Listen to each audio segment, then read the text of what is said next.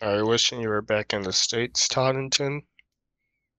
I mean, yeah, and no. I like both. I like being in Australia, but I also like the States too. There's Fair aspects enough. of both that I like, especially during the Australian football season. I love being in Yeah. I love being home for it.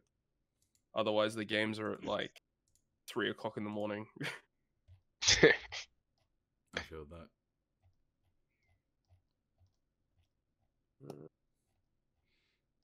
My soccer team or football team, as I'd like to call it, Inter. They play at Yikes. They play at 5 a.m. tomorrow, and I have to wake up for it. And it's Oh just like jeez. torture, but it's worth it. It'll be a good game, but like fuck that. I don't want to do that. Just like stop being in Italy, lol. Just like make it accommodate just me, please.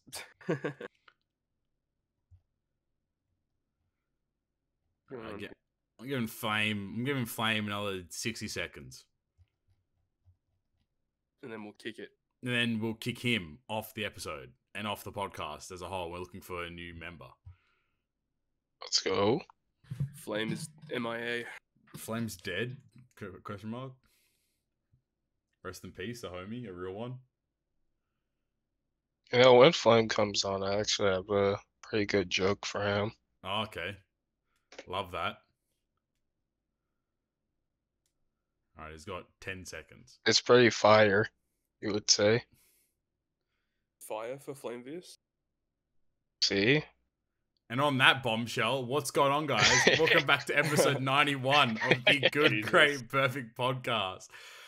We are just as a preface, I want to put out and mention we are recording this 2 days before Anniversary's release, and we're recording this the day after we got the reveal of the Anniversary units. So our prediction is that news will drop by the time we finish recording.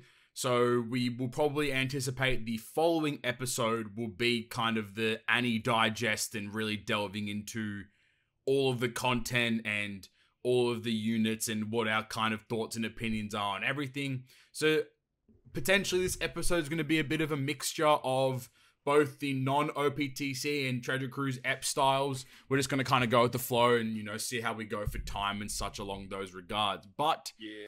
with that being said, we've got Knight and Todd here. Flame is running late. He's probably asleep. Let's be honest with ourselves here. Oh no. Standard Flame tactics in that regard. But, I'll just kick it off as per the norm. Gents, how we doing? How's everything going? How's life? We're alive. We're alive. Yeah. That's it. Fine. That's a bit upsetting. Yeah, we are still kicking. Wait, you're upset that we're not dead? Huh? You want to just take the show for yourself? That's why you have the lodge, right? What? What are you talking about, man? Not on smoke right now. Hold on. That's on smoke. I went Twitter mode. I actually did go Twitter mode, but no, on the real ski, what have you guys been up to? How's everything been going? Anything special, unique happen these days? Anything you've been getting up to that's been a bit interesting? Not really, to be honest. It's been a bit of the same old at the moment. Been waiting for the anniversary to hit, and well, yeah, it's hitting. To hitting. Not, it's actually kind of not hitting. Let's be real. Like it's really not, it ain't hitting. It's really not doing too much. It's kind of just like existing. Really, it's kind of just like a thing that's like occurring. So Yeah. it ain't really What that about you, deep. Knight? What you been up to? Not much really. I had the new Star Wars game. Oh Yeah. shit! Very solid, yeah. Oh yeah, okay. I've heard some mixed things about that one. Yeah, it had like a dog shit like PC and console release, but I waited like I think like 3 days or something to play Smart it. Like man. after they Smart man. updated it, and then like I haven't really I've only had like a couple issues. Like today they did like another patch, and like right after the patch, like my game froze when I died, so I was like, oh, cool. Okay. Okay then. Thanks for fixing the game. But besides that, and like some other like weird like things where my character was like stuck in the animation, like those were like the only Right. like bad things I had so far. So I'm liking it. Guess it could be worse. Love that. For you. Yeah. Could be like Cyberpunk release. Oh dear, don't bring that up. That was a mistake. The whole game was a mistake. This should never have come out. That was a weird time. Yeah, It it shouldn't have was. existed. Everyone was so looking forward to it, and like the fact that all the promotional material looked amazing, and then we got debated so hard. Mm. It was really bad too, because a lot of the people that got the review copies for Cyberpunk, they weren't allowed to use their own gameplay in their review videos. They had to use Whoa. stock footage. Interesting. And Crazy. people in the reviews were like, yeah, look, we're not allowed to use our own footage, and yeah, this game doesn't look as good as what we thought. Yeah, that's kind of sus. That was in all shitty. honesty. Oh yeah, that was bad. It's hella sus. Like you're not allowing someone to use their own like footage and stuff. Like that's just like they know their game is poo poo then. Like they know it's trash. And that's the thing, they'd already pushed it back so much. They couldn't push it back any further. So it was rough. Yeah. And then obviously then you have like the Giga Chad in Elden Ring that comes out fully fleshed game with like hardly any issues. Feels good, goated game. Go Miyazaki the king, man. He does not miss. Everything he makes is just solid gold. It's incredible. Constantly just making just like banger after banger, and every game he makes is just incredible. I think the only one, what is it? Is it called like Armored Core? Yeah, that's a new one coming out. Yeah, Armored Core is coming out. Like August. What is it? Like I think like that's gonna be one where people are gonna be pretty like they're gonna expect it to be like, oh, it's gonna be Dark Souls, it's gonna be cool, but I think it's like Armored Core is completely left field. But like it seems like Armored Core is like a game that they like that's gonna be made to like temper fans for a little while they're working on the next Souls-esque game. Well, they did announce DLC for Elden Ring. They didn't, or they did? Yeah, they announced it and they announced it basically. Okay. Well, what date. What would they even add to Elden Ring's like to DLC in Elden Ring? We're back to the Elden Ring podcast, by the way. You know, we never left. What would they add for DLC in Elden Ring that would make it like that you'd actually be like impressed by? It's just like for me at least, like just another legacy dungeon that's like pretty like solid, like Stormville Castle, but like more fleshed out, like a couple like pretty cool bosses, but they're like taking a while on it, so I'm guessing there's gonna be at least if there was like a whole new like maybe like 3 or 4, yeah, like a whole new island with like 3 or 4 like legacy dungeons, and then right, probably like another like 20-ish bosses or something like that. People also had the idea of like potentially like a time travel kind of scenario where you can go back to see like the lands between before the Elden Ring shattered or something like that. Mm-hmm. Yeah, that'd be kind of crazy. Because like previous Dark Souls games and like Souls-like games, like did things like Sekiro and stuff get DLC? Sekiro, it technically has a DLC where you can like go and like there's like a new mode, I forget what it's called, let me see real quick, where you can like fight all the bosses again, like and a boss then rush kind of thing. Yeah, it's called Mortal Journey. Okay. Gauntlet, and they like made like some of like the bosses like harder. Like you can fight like the regular version of the boss, and then you can fight like a hard version of some of the other bosses, like the final boss of the game and like one of the like main bosses. They get like a different like attacks and shit like that. Interesting. Because like I've never like consumed it, but I've always like watched like I've seen like Dark Souls 1 DLC like a trillion times, and like you know like so like and how many DLC packs did they get? Was it like 2 or 3 or so, or like was it just like one and just got added on, or like how did the older ones work? And I guess like how do you anticipate them to like? Do you anticipate them to follow suit with Elden Ring, or do you think like it's been in the cooker for too long, they just need to get it out and move on to the next project? So Dark Souls 1 has like one DLC. It's a like go to the past sort of thing, and it's like mostly like 2 areas that you basically go to. it's like decently. It's not too long, honestly. It's like maybe like 1 or 2 hours, something like that. And Dark Souls 2 has like 3 DLCs, and they're also like go to the past because that's like one of the themes of the game, like going to the past and like doing some memory shit. But there's also like current shit as well. But there's 3 of those, and there's like 3 different places. Yeah.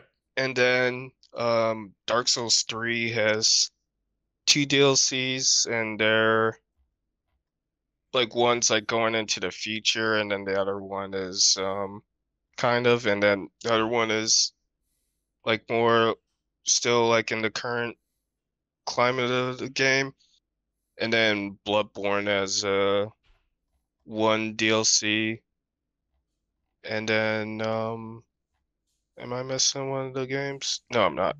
Yeah, so that's pretty much it. But I don't know, so all the other games DLCs came out like a couple months after like Elden Ring, so I was sort of expecting us to get one like in September or November, but then that never happened. So I was like, oh, Jesus. Yeah. And I'm like, oh, but yeah, since they announced it, I'm guessing they're just gonna keep working on it for a bit.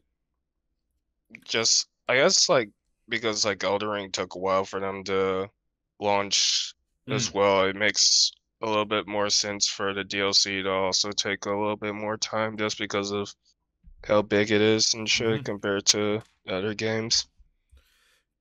But apparently, I was just gonna say, apparently, I'm not putting like a whole bunch of like stock into it, but there's a leaked like new Souls IP called Spellbound that's gonna be like the next like Souls game. Playing Harry Potter? I did hear about that one actually. Yeah, pretty much. This shit Harry Potter? The good Harry Potter game. Well, I mean, like when you think about all the Souls games, I mean, they have magic components to it, but yeah, it's some of the main focus per se.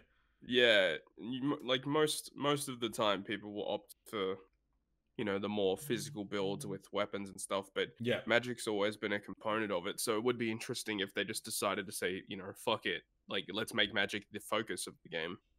It would be kind of fascinating. I think it's a good idea in principle, but I think like it's like I think like human wise, like your brain is able to more wrap your head around like I swing sword and this is what it looks like and this is what it feels like and what you kind of anticipate. But obviously with magic, it's like it's, you know, it's not a realistic thing, and you have to kind of entice the player to believe like what they're. Wait, are you saying the magic is not real? All right, guys, look, I apologize for my mistakes. This is my formal apology letter. Actually getting cancelled. I'm actually getting cancelled right now, as a matter of fact. So I'm going to give the podcast over to Flame, even though he's not here. But it is what it is. But like, I think like it'd be tough to make. I guess like it's like the donkey joke. Make the player feel like they're a magician, you know? Yeah. Whereas like when it's like sword and board, you're like, yeah, I can kind of picture like how this would function in reality and etc. etc. So it would be a tough point of contention there. But one thing I want to, before we jump ship, new DLC comes out. Are you playing it from the save file you currently have, or are you going to start again, or what are you guys gonna do when it eventually comes out? I'm definitely gonna play from the same save file. I think I like beat Elden Ring pretty much, and then I started a new save, and then like I didn't complete that new save, like the new game plus. Yep. So I'd probably go through like if we knew a date for the DLC at like release, I'd go back and like beat it before the DLC came out, and then when the DLC comes out, we're good to go. What about yourself, Knight? How do you feel? What do you do? I'm kind of debating because like for every time I play like all the other games, I played them like the complete thing. So I did like the DLC as well, and like my first like playthroughs, and I always did them on new games. So I'm debating if I want to do it on, because I did new game plus 2 on like my original file. So I'm debating if I want to do it on 2, but I probably will just do it like on that file as well, Yeah. just because like I have like all the stuff on there and everything. Exactly. Cool. All right. Well, that's Elden Ring podcast done. Back to the Breath of the Wild. Sorry, Tears of the Kingdom. Wow, mistake. A lot of stuff's come out of it now. Like I think like it leaked, not leaked, but I've seen people have been playing it on their fucking emulators and shit. Like people are just looking about playing it. Have you guys seen anything in that regard about Tears of the Kingdom? Are you guys completely avoiding everything, or how do you guys feel so far about it?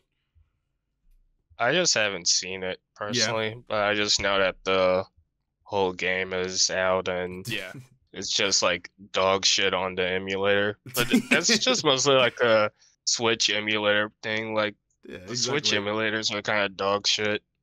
It's insane that the whole game just comes out and then immediately is available for people to just like play. You know, that always does my like. I try to rack my head around that because that's just insane. That like, how does your game leak? I don't understand how it's that. Pretty sure possible that someone is able to get their hands on the physical copy and they're able to extract the data from the cartridge in some fashion. Yep, that'd make a lot of sense then. That makes sense. Yeah, I don't know the details exactly. Or maybe like they've got a hacked Switch and then when they've got the cartridge in the Switch, they're able to extract the data that way. Yeah, I don't get it, but that's likely how they do it. So yeah, it's been out for a while. I think it's been out for at least a week now, and something like that. And from what I've heard, the game appears to be pretty good. Right. Okay. Well, that's a in terms positive. of story and gameplay and stuff. Yeah. So I'm looking forward to it. I'm definitely going to play it, but it's just about finding time to actually play it. This weekend is super busy, and you have a busy schedule, you know. The fact that they're releasing it on the Anni day is kind of hilarious. Right. Yeah, exactly. Obviously, like Anni takes priority. You know, like I don't understand why Nintendo wouldn't even consult with Bandai Namco. I know. How dare they? Miyamoto's up there talking to fucking Yoshi-san, saying hold that respectfully and all that. You know, so it's I think like it's gonna be interesting. Like I think like I know Todd, you're pretty invested and you're gonna want to play it. Knight, what were your thoughts? How do you feel about Tears of the Kingdom? Are you gonna jump in and grind it out as well, or are you gonna hold off for a little bit, or how do you feel about it? How are you gonna approach it, I suppose? Well, I'm gonna buy it, but I'm buying it for my brother for a graduation gift. He graduates like this weekend, so I'm gonna get it for him for his birthday. He play it first, I bought, and then give it to him. Yeah. No, I'm gonna give it to him so he can play it first. That's basically what I did with Breath of the Wild. Like I bought that game and then he basically played it first. And then he finished it, and then I was like, "Oh, yeah, I'll play it." And I played through a bit of it, and then never finished it. But yeah, I'll eventually finish it. But I want to do Breath of the Wild first. That feels yeah, makes sense. But yeah, I think like I think I was in like the opposite camp to you guys, where I was like, I don't really care about it at all. But I think part of me, hopefully, if I get free time at some point, I would like to do the route of doing Breath of the Wild first and finishing that and then jumping to it at some point. But then again, like, I don't know if I have like the mental capacity anymore to sit and play like a really long single player game for a long period of time, which I think is maybe just like it's on me, I suppose. But I think like I just don't. Also, at least I lack the fortitude to be like, oh, I'm just gonna sit and I'm gonna be happy consuming this piece of media by myself in my own little world for the next like 4 or 5 hours or so.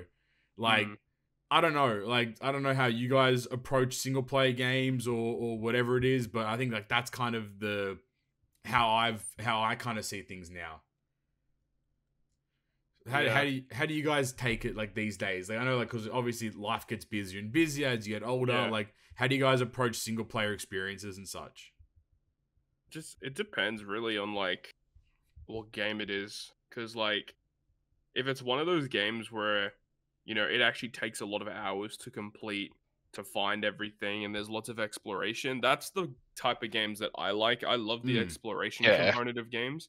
Like, for example, like Resident Evil 4, that game came out, and I hadn't even bought it or played it yet.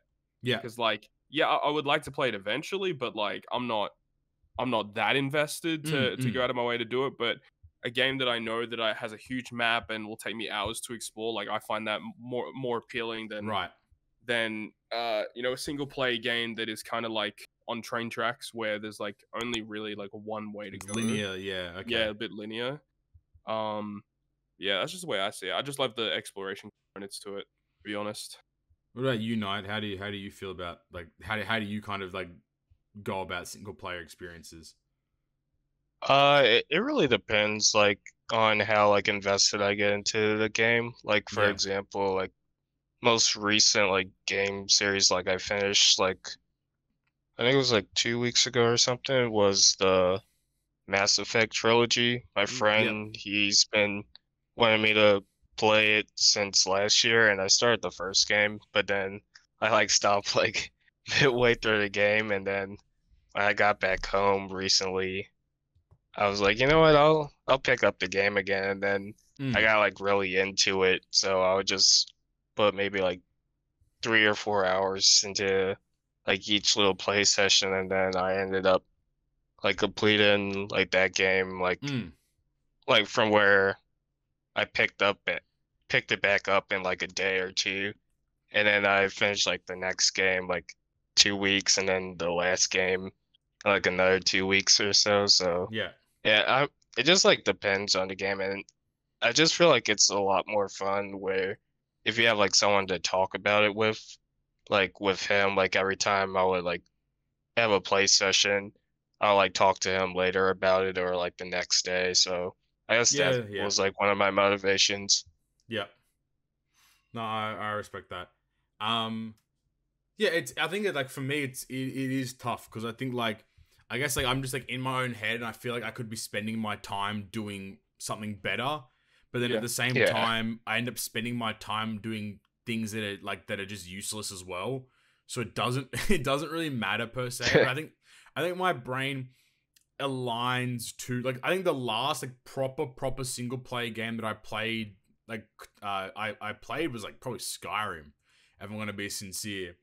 I think everything else that Really? I think everything else that I've kind of grinded out has been like a roguelite type game because I love those kinds of games where it's like you you have a run and then you make progression in the run and then you lose and you kind of start again and then so on and so forth. Like I mean, like I love like the Binding of Isaac is like my one of my favorite Yeah. games of all time, and I love those like those kinds of games. I've played like so many of them, like like obviously Isaac, and then you have things like Darkest Dungeon, and then Risk of Rain, and so on, and Gunfire Right. Reborn, and Monster Train, and Slay the Spire. Like they're all just these kinds of games where you make this slow progression, and then once you lose the run or you win, you start again, but you like make a little bit more progress. Things like Hades, which is a really popular I've style of never given game. that game a go, but I've heard so many good things about it. It's probably like I personally think that Isaac is better than Hades, but that's complete biasty. But like Yeah. I've heard nothing but super duper positive things about Hades as a game. And I think Hades 2 is meant to be coming out at some Oh, yeah. point.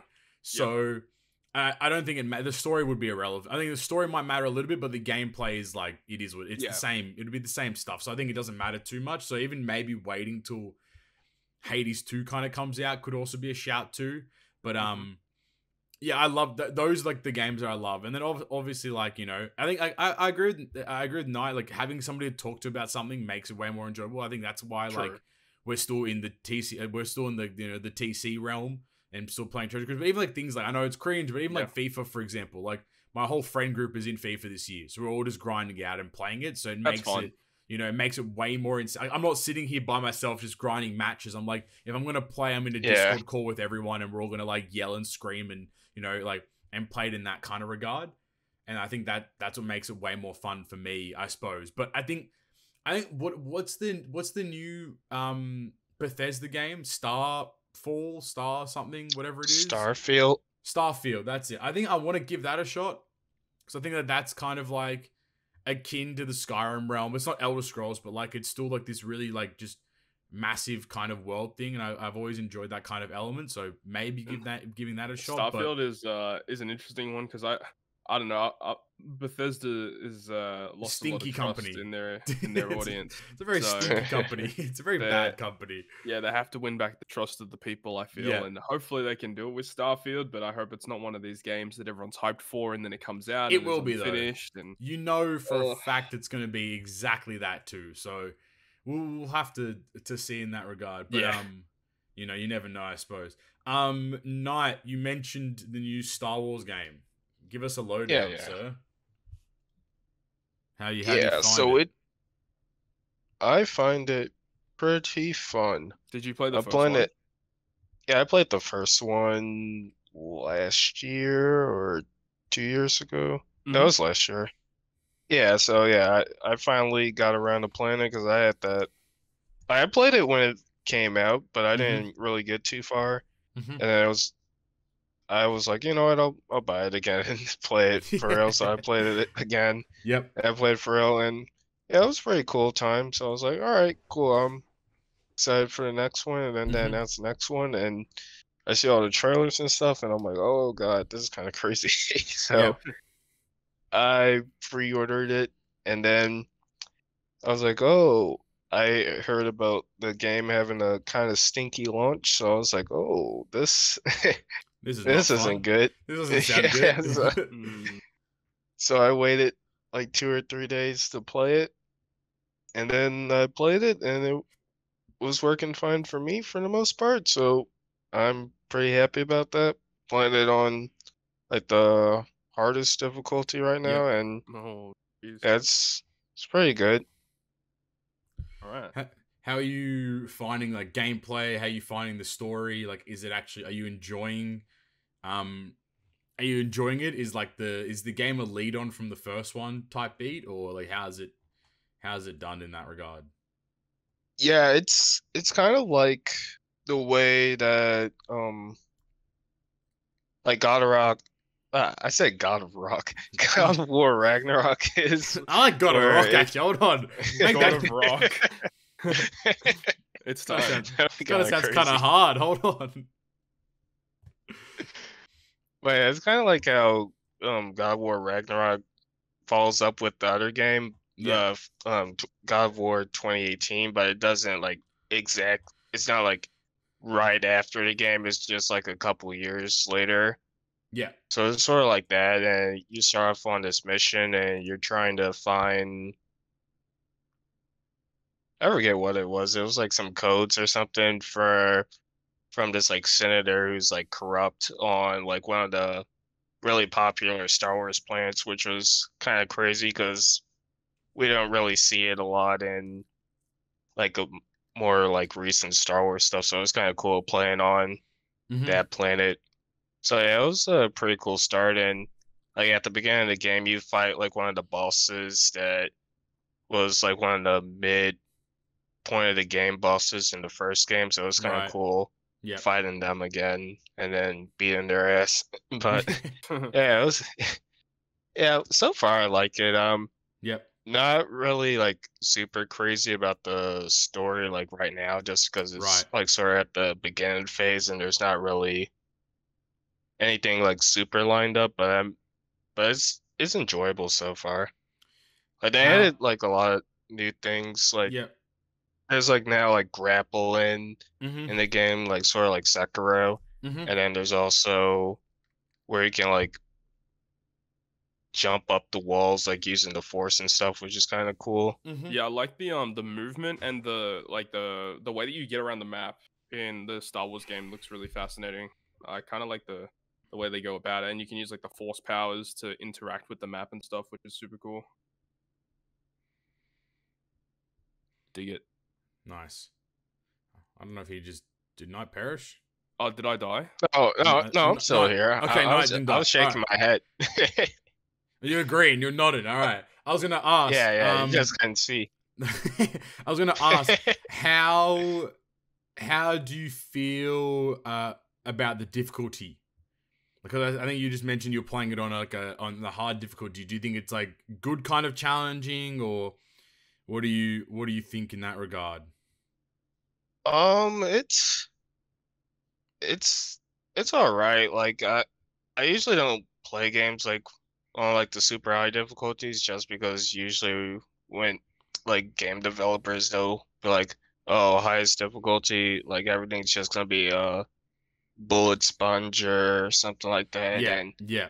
it kind of feels like that, but Mm-hmm. it's not like the worst thing of all time, but it's still sort of the like bullet sponge sort of Right. feel.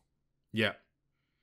So it's not like a rewarding kind of challenge. It's more so just like you have to just do more damage, lol, and then kind of get through everything that needs to be achieved. Yeah, I mean there is some rewarding factor because on like the hardest difficulty they like lowered parry timing, so Ah, I okay. I personally like to try to like I mean I'm not like super into parrying, like usually I'm kind of bad at it, Hmm. so I think having like the lower parrying time will help with me like improving like Mm-hmm. overall. So that's like one of the main reasons why I like chose that difficulty. So Yep.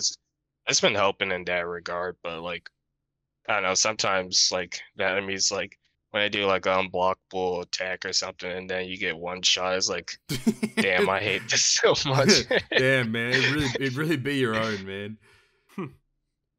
Good. Awesome.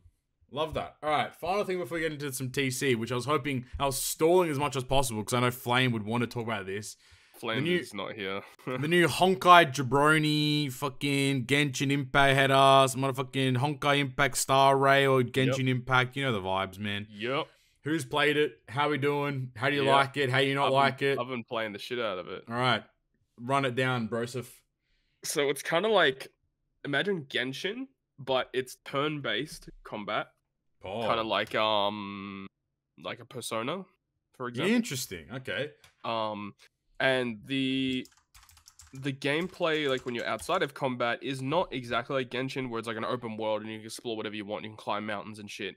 This one's kind of like sandboxy, like separate environments. Right. And there's different worlds. It's in space. You're on a spaceship, and then you can travel to different planets.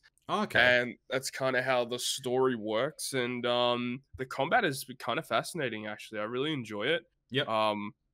And the character designs are really decent. I mean, it's pretty typical Hoyoverse style designs that we've all come to know and love. Very similar looking to Genshin. Mm-hmm. The summoning system is pretty similar to Genshin. It's again, it's basically a Genshin Genshin clone, Impact but with different gameplay. With extra steps. Yeah, pretty much. It started pretty well though. It's had a lot of support. A lot of people loving the game at the moment. Yep. And so far the story has been really good, surprisingly. Right. Story's been good. The character development, the character moments are really strong. Mm-hmm. So basically, if you're a fan of the way Genshin is as an art style and the characters, you'll probably enjoy it. But due to the fact that the gameplay is so different to Genshin, where Genshin's more focused on like action and real-time combat, but the fact that this is turn-based, it just caters to a different crowd, which I think what Hoyoverse was really aiming for. Right. So yeah, it's pretty cool. It's pretty cool. Do you see yourself playing it long term, or is this kind of just like a couple weeks, have some fun, and then dipski? I'll probably, I mean, at least for now, I'll probably play casually for the extended period until something comes up, and then I forget to log in or something like that. And then it's done, yeah. Pretty much, yeah, blind.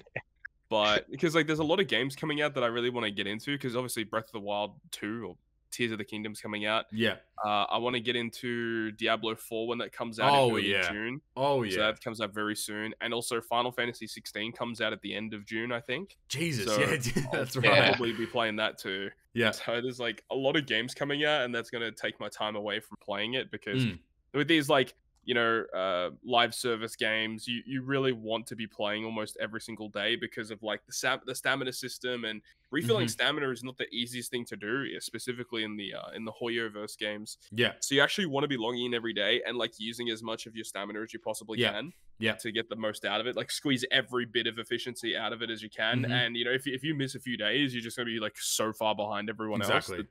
So yeah, it's gonna be one of those things where I'll probably just play casually. I'm not too concerned about being the best in the game and wailing out on it, because wailing out on those Chinese games is not a good plan. No bueno. No, thank you. But they've done a good job with it so far. That's good. Like, I think it's interesting because, like, that's definitely true. But I think, like, the way that, like, those, like, the early days of the game, which is really, like, exponential curve upwards, then eventually just plateaus. Like, once you, like, after, like, 4 months, or, like, everyone, like, somebody could hop in Genshin right now and probably catch up pretty quickly, purely just because, like, it's all been figured out. You can just really just grind it out and catch up. At least as from what my knowledge of it is. I haven't played Genshin Impact or Honkai Star Rail or anything of the sort, but I feel like those games, I mean, like, same goes for, like, pretty much any gacha game. The first couple of days is like, oh, we're gonna grind, we're gonna be as efficient as possible. Then after, like, a month or two, it's like, all right, we've plateaued. Like, if you keep playing, you'll be at the very top. If you're starting, you'll be able to catch up pretty quickly. Except if it's fucking Treasure Cruise, then, you know, good luck, buddy. Just pull. It's actually, take it back. You pull a good legend, you're probably in there now at this point. Another good thing about Honkai Star Rail that's really good is that you can clear all the content in the game right now with just the story characters. That's great. That's actually really good. As long as you're investing in them, you're leveling up their abilities and stuff like that, you can beat the whole game just with that's the free really characters. Good. I think that's a really good, like, really good idea, like, that they're pushing, I suppose, because I think there has to be a balance between the psychology of, like, getting someone to spend money on your product, but also making it enjoyable for those that literally either financially can't or financially won't. Yeah, like, you need to strike a balance. So the fact that you're saying that you can just clear the whole game with the base characters, I think is actually a really, like, extremely positive thing for the game in itself. So that's a dub in its own regard. It's not going to be the most efficient way to win, but you can do it. You can do the free characters they give you are really good. Yeah. So well, that's nice. Again, that's just incredible. I think, like, that's super positive. Yeah. Knight, have you looked at it? Have you touched it? Have you played it? Are you gonna play it if you haven't? No, I'm probably not. I remember when Genshin was out for a little bit and everyone was talking about it. I tried playing the tutorial and she was like midway through. When I got to that town, I was like, "No, I'm done." After I saw that dragon, I was like, "Yeah, I'm not going back." Hell no. And I heard that tutorial is pretty damn long too. Oh yeah. And Honkai Star Rail. I was about to say that's right. You're not wrong though. You're not wrong though. Honkai Star Rail it's fucking true. They just colloquialized the new term for the game. I think Flame's been playing the shit out of it, and I think, like, a lot of the boys in the Night Discord have as well. If I'm correct, but yeah, I know Flame's been grinding the hell out of it.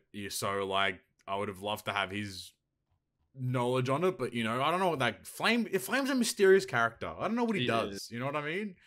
He's a mysterious Donnie. But on the Genshin thing, I have a follower goal on Twitch. Like, for the rare times I stream, if I get to 1,000 followers, I'll play Genshin. So, like, so I'm just, like, biding my time.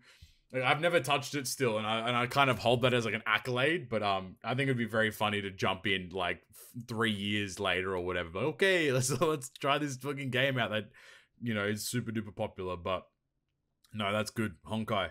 All right, everyone, you've sat patiently. You've all been good boys and girls and days and I don't know, whatever else you want to call yourselves. It's time to chat One Piece Treasure Cruise 9th anniversary campaign. Here we go, baby. Yeah, that is a thing. Well, we're going to chat about what we know. Oh, yeah, sorry, didn't you know it was the 9th Anni is happening pretty soon, dude? Like, you weren't aware? Just us? We're gonna chat what we know. Obviously, it's based upon the 2 videos we received yesterday and kind of like the knowledge that we've acquired over the past couple of days, I suppose, which isn't a lot. We're recording this like 2 hours before news time right now. So we're pretty confident that things will occur once we finish recording. So, like I said at the very start of the episode, we will do a further deep dive into the Anni in episode 92, I believe is what it will be. So, I guess, like, just be privy for that, I suppose. But 9th Anni campaign, we have our legend. Luffy and Yamato is maybe the most controversial character to ever release in OPTC. Todd, how do you feel before we get into the actual unit and what we know the unit does? How you feeling, boss? Dude, this is not what we were expecting as a community. Typically, what we get during these big celebrations is normally it's what has been happening recently in the anime. And it's such a weird choice to choose Luffy and Yamato since the scene that they're depicting in this character happened like 2 or 3 months ago. Right. It doesn't really make a lot of sense to make this character right now. Yeah. And I think, honestly, the biggest omission from this character is the fact that there's no Dragon Momo. Yeah. I feel like if this character was, instead of being Luffy Yamato, if it was Luffy Momo, I don't think people would be as upset as they are right now. Yeah, that's fair. The fact that the last 3 big celebrations, including this 9th Annie, have included a Yamato character as a Super Sugo Fest exclusive. Yeah. People are just kind of done with it. It's like, bro, can you just stop bringing out these? Make some hot shit, man. Make something new. unless if Yamato got no clothes on, I don't want to see it. Hey, yo! I mean, he's spit. Let him know, dude. I get. Let him know, bud. It's just getting a bit tiresome. Like, it is, though. You're not wrong. Like, look, I think I've been pretty outspoken in saying that I don't care, like, what character it is. My concern more aligns to what the heck is actually what are we gonna be able to play during Anniversary? And I understand that PKA is the big thing, but that's a lot of weight on this new game mode's shoulders to carry the Anniversary. 100%. You know? And that's for me, that's really intimidating for Treasure Cruise in itself, because I know we say it every year, so I'll already take the jokes, but I do think this Annie is actually a really big turning point and a really big make or break point for a lot of people, because this is like one of the first years where we've seen the JP player base really become outspoken in their comments to management, in their comments to the game and how it's handled. In previous years, they've been quite quiet, but this year we've seen it a lot more where people are very upset about the game's direction. And I think that in itself is a big cause for concern as well. Mm-hmm. So, and it's really annoying too, because the way that they've kind of structured this event, at least from what we can tell, it looks like they're going to do, Luffy Yamato, and then there's the other legend being Oden and Toki dual unit, which is also not really making a lot of sense with the theme of like this whole celebration being correct. Titled the grand finale of Wano's campaign. And why the heck is Oden there? Odin and Toki, like, it doesn't make any sense at all. But it looks like they're going to structure it in a way where they're going to have like another banner as a part of the anniversary, kind of like a part 2.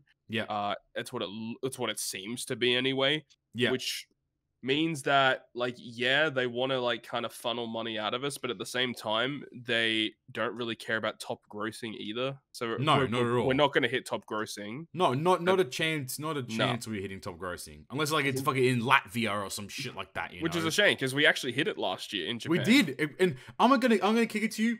Last year's anniversary, like, in hindsight, might have been one of the best Annies in terms of character releases. Yeah, I think you're right. Maybe not in terms of gameplay or banner, like that's an aside, but I think in terms of character releases, like Super Tandem Kaido is still like one of the best legends in the game. Super Tandem Luffy re-shone and became such an incredible character, and his tandem ability is insane as well. And also, Ace and Yamato are so useful in just having them as a captain and using them in just random spots. They are invaluable to have on your account. Like, honestly, one of the best characters to start the game with. Just without a doubt. The utility captain is insane. Exactly. So I can empathize with people in terms of being upset about the character selection, but I think maybe I'm in my own little ship here, whereas like I don't care enough about the character selection. I care about what is coming with the anniversary itself. That's fair. I do agree with the Oden Toki I don't like. I'll be honest with that. I think the Oden and Toki is a weird choice, because I think the best case scenario is they have to pick Yamato. Yamato was one of the highest ranked characters in the popularity poll. So I guess for JP's perspective, it makes sense to release a character that's very popular. But they should have done it in the sense of having Luffy, Yamato, and Momo all in one even that I'd character. accept. Yeah. That's what they should have done, because that would make sense. Yeah. Correct. I think that, and especially because like the attack as well, like you have Luffy literally riding Momo, pause. Like, you know, so like he's old enough, thank you very much, in this scene. So Yeah. I'm not weird. I gotta protect myself in these streets, man. I gotta protect myself in these streets, man. There's also another big thing about this whole like celebration so far that literally makes 0 sense. So we don't have a lot of information to go off of. We don't have all the character information yet. Correct. But from the very small snippet that we can see, it looks like these two debuting characters don't have the Rush Sugo special mechanic. That's right. Which doesn't make any sense. They wasted this whole 13.0 update to give us the new game mode, the ship update, which isn't really fully in the game yet. Yep. And the Rush Sugo special mechanic. Yep. And whenever they release a new mechanic prior to Anni, typically the Anni character has this new mechanic. Correct. And it doesn't appear to be present yet. Unless, to be fair, go. I think they did something else similar to this, not like to the same extent, but there's like I think it was when the like super tandem, the super type legends came out. Right. I think we found out about Super Bomb like super early, and it didn't really show up until like Kid, and then like the TM. I guess like the counter. I guess it's not like the same, but there was like instances. It is true, because that happens a lot. Like I look at poison slots, right? Like we haven't seen poison slots in like 2 years. Like, you know, so it's a mechanic that gets added and then just gets thrown to the wayside, you know? So I don't understand that. But I guess, like, the counter to that is that we know that it's a potential ability. Yeah, so, like, the fact that on the little video there, you see Luffy and Yamato have final tap, like, it has the final tap button that is there. Confirmed. It makes you think, like, well, does that mean that Oden has Sugo Rush? Or Rush Sugo, whatever it's called? Like... And unless they're psychotic and Luffy and Yamato have Rush Sugo and Final Tap, like both of them, which would just be the biggest cash grab in history. Like, you know, like those are the kinds of things you have to, like, I guess, question, I suppose. But I don't know, like, it's really dumb. It is, and it's really interesting that just the design choice of being so quiet about Anniversary for so long, and then dropping 6 minutes worth of footage where what you talked about for 30 seconds was the character, and then you were like, oh, but there's a fucking lottery campaign going on. It's like, no one asked. Honest to goodness truth. The treasure cruise don't quiz.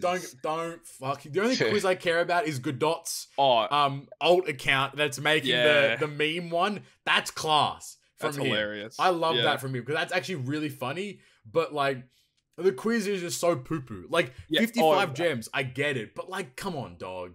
And about the longer-ish video that they released yesterday, like they were going through some of the campaigns that are coming up. Yeah. And like they literally wasted time in this video to show like, oh, there's a big campaign for inviting friends into the game.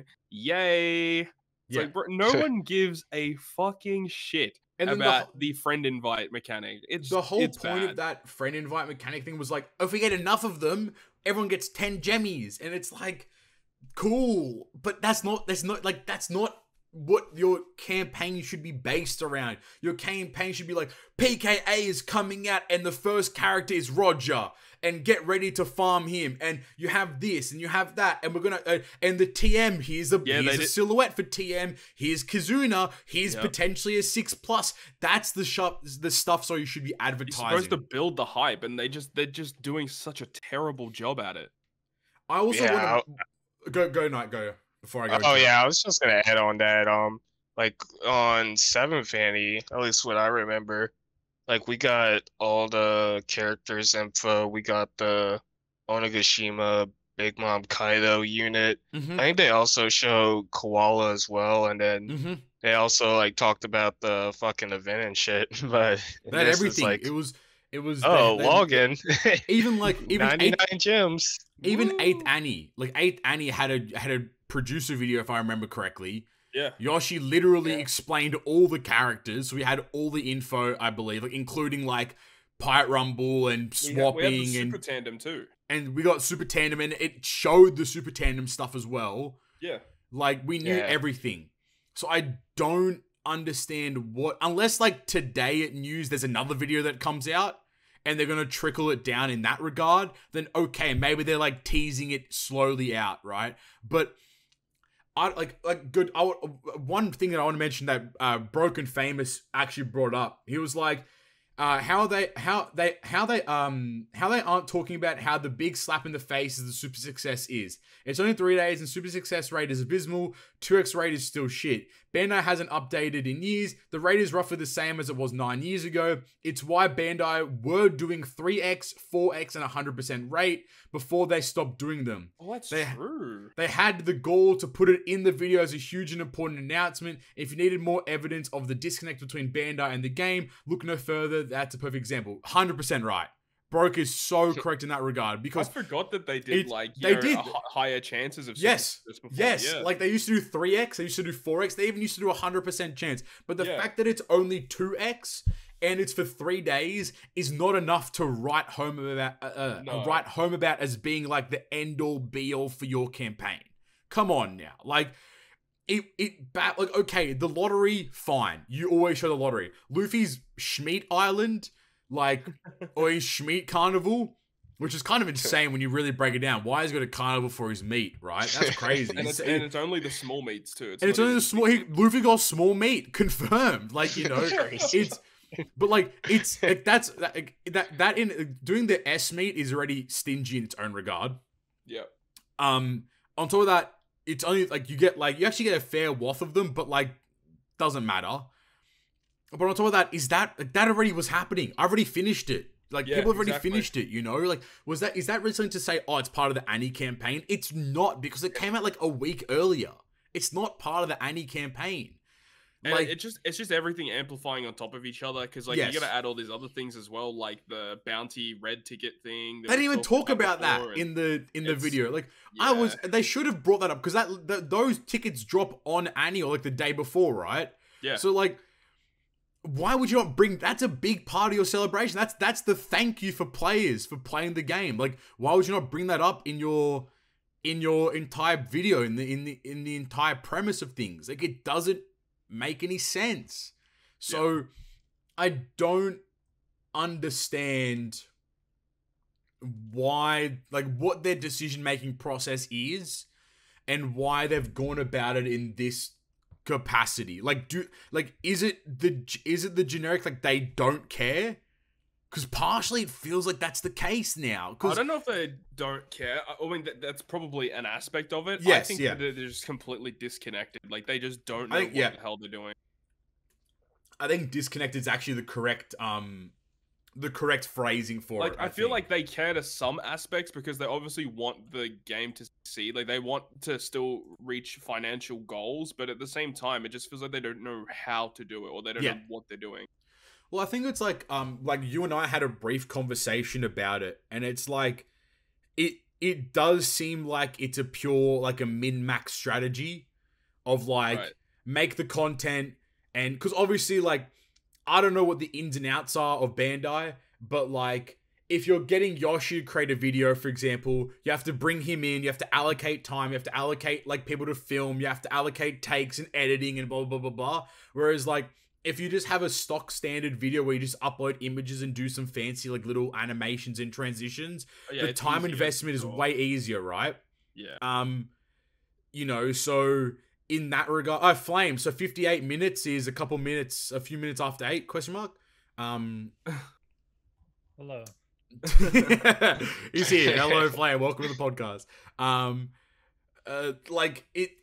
I think it's a min-maxing strategy, because they know they're gonna rinse money out of Ninth Annie, and the fact that it's low investment in terms of resources for high intake of revenue, you're going to turn over a much larger profit and it's going to look better in the books, as opposed to, oh, well, we spent a lot of money on production and game modes and gameplay and blah, blah, blah, but we only returned this much revenue in comparison. So, like, there's definitely, like, an element of trying to, like, min-max it's the so stupid, the game though, because, itself. like, yeah, it does take more effort to do, you know, the producer stuff with recording a video and stuff, but it actually is not that hard to do. Like, No, to be not at honest, all. like, you could record the video in, like, probably less than an hour, less than Correct. half an hour, maybe. Yeah. And the editing process would take, you know, you could do it all in an afternoon. You could, the whole easily. video. Correct. So, yeah, I don't know. It just it doesn't sit right, to be honest. No, not at all. Like, and I think that's like the biggest problem with it, is that I feel like, and it's so stupid too, because they were so like hell bent on providing more and more communication between the audience, the players, and the OPTC team, but it feels like that has kind of dissolved. oh, it's gone. Like, that whole, like, your interview is like now mute. You know, like that is the last piece of information that we like, communication that we had with Yoshi. Correct. We had that like lovely, like, that letter of like, we're gonna do better, yeah. and we're gonna like improve the game. We're gonna make it less grindy. Like, in a sense, isn't PKA also like really grindy? You're playing it every single day, and like it's a bunch of different like like fights and Pyre Rumble events and like min-maxing your runs, but like it's like, I'm not happy to be in the camp of taking out a piece of content to put in another, you know? Yeah, I don't agree with that. Yeah. And I'm just very concerned because, aside from the controversy, if you want to call it that, of the characters that are releasing, my concern lies, again, to reiterate, PKA has to do a lot of heavy lifting this anniversary if they want it to be deemed successful, where I just don't think that is going to happen at all. So, I don't know. Yeah. We'll have to play it by ear in that regard there. But I think, well, we should probably get into Luffy and Yamato with the little information that we have anyway, because also, I want to give props to Flame. He did say Luffy and Yamato, even though like it was the obvious shout that no one wanted to say because no one wanted to believe that it would be true. But here we are. Luffy and Yamato are. I mean, like, not to try to be mean, but like, you gotta be crazy not to think that they're not gonna have a Luffy for the anniversary. Oh, without a doubt. You know, I think it makes sense. I think everyone's predictions was just in like everyone had accepted that Luffy was going to be the Anni, but like, people just didn't want Luffy to be the Anni, you know? They wanted something different, right? Because we talked about it earlier, but the fact that it's like there's no Momo just makes no sense at all. But also releasing Super Sugo Luffy this close to, you know, what we know, it just seems a little weird. And that just means that character as well. Like, what is that character gonna have to do to be better than this unit though? Because like we might as well just break down what we know so far about the Luffy Yamato unit, right? But Captain ability in their dual form reduces Strength, Dex, and Quick characters cooldown by 2 turns, reduces Free Spirit, Striker, and Fighter cooldown. Is that right? Yep. Striker cooldown by an additional turn, so you can get a max of 3. Boost their HP by 1.3. Boost recovery by 1.2. Boost Strength, Dex, Quick, Free Spirit, attack by 6x. And all other characters by 5.25 instead. Makes Strength, Dex, Recovery tandem beneficial for the crew and allows the crew to consume recovery orbs perfects, reduces damage taken by 30%. And remove 10 turns of bind. And 10 turns of bind. Their special at base is 1 cooldown, Strength, Dex, and Quick orbs by 3x for 1 turn. Reduces damage taken by 60% for a turn. Changes adjacent slots to recovery and applies a 1.75 increased damage taken for 1 turn. If the crew has an orb boost and damage reduction status from the special's launch, extends attack, orb, and chain boost by a turn and becomes Luffy Yamato for 3 turns. And this unit has unique mechanic where you're able to pop their special. It's not a unique mechanic, but you're able to pop their special, get in dual form, and it does a different special, which is reduces cooldown by 2 turns. and boosts strength dex, quick orbs by 3.25 for 2 turns, reduces damage taken by 80% for a turn, changes adjacent slots to Wano, and applies a 2x increased damage taken for a turn, ignoring immunity, aka fuck Stump and his super tandem Shanks. If the crew has an orb boost and percent damage reduction status when the special is launched, extends attack orb and chain by turn. 6x! We've just jumped straight up to 6. A 6x captain. And that's the thing, is that, like, a bigger jump to the multiplier, it actually, like, it does actually mean a lot. But at the same time, you remember that it is a dual unit, so don't get access to super type or super class, which gives you additional multipliers. Yeah. Yeah, you can hybrid and stuff. So you can do stuff with it. But the way that I think about it, right, is remember when we got the jump to like 5 times, right? You gotta think, if you're in 2 5 times captains, that's a 25 times multiplier. This is if you have 36. If you have 2 4 times multipliers, it's 16. So you scales up a lot, and you go 6, as you said. 36 times 36. multiplier comparing to 25. Like, what? That's a big jump. That's a huge jump. Like, that's yeah. that's like a 50-60% increase. Like, it's, it's like a 30% increase, I should say, sorry. But like, that's so, and then also like a 5.25 rainbow, like, is literally on par with a lot of just legends now. And I think a lot of people are going to overlook the fact that you get a 1.2 recovery boost. A lot of characters that have recovery boost, a lot of people don't even look at that stat. But it just means whenever you eat a recovery slot, you are healing for so goddamn much. It is crazy. The reason why I think this unit should have Sugo Rush, or Rush Sugo, sorry, is because, like, look at their captain. Yeah, and it does make sense, right? Recovery, it has HP boost, and you can eat Schmeat on perfect. Like, it unless, like, Oden and Toki has it, and, like, this unit naturally just benefits the cause. Someone pointed it out. There is some character or mechanic in this batch that does allow you to overheal. Without a doubt. So I think it'd be one of the rare recruits. It'd be one of the rare recruits or whatever it is. So, like, it's... the 6x is so much, man. Yeah, it's actually because what were we seeing around like 5.25 and then sometimes occasionally like a 5x, a 5.5, sorry. Yeah, would be like what it was. So, that's a huge there were jump. a few characters that are around like that 5.4, 5.5. Like the Anni, like Sabo and Ace, they were up to a 5.4 multiplier. Yeah, stuff like that. So yeah, we were around that, and then obviously for New Year's we had that versus Yamato, which got up to 5.75. Yeah, that makes sense. And now we can reach a 6x, which I was not really expecting us to reach 6x by this anniversary, to be honest. No, neither was I. I thought that when that guy was going to release, that would probably push it. But yeah, I'm kind of surprised they're doing it now. So, and that's I guess like what gets like me interested is like, what are they going to do when the unit, like that guy releases, right? Like, because we're already at 6. You can't push past 6. There's no way. Unless they do, which would just be uncanny, right? 6.25 to self. It could be, though. That's the crazy part. And then 5.6, It could be like a V1 Big Mom, where she has the rampage mechanic, and, she gets like a 10 times multiplier to herself. Yeah, that makes sense. Like that also makes sense, too. It's just, I don't know, like... Or you could just be flat. No shot, Rainbow Six.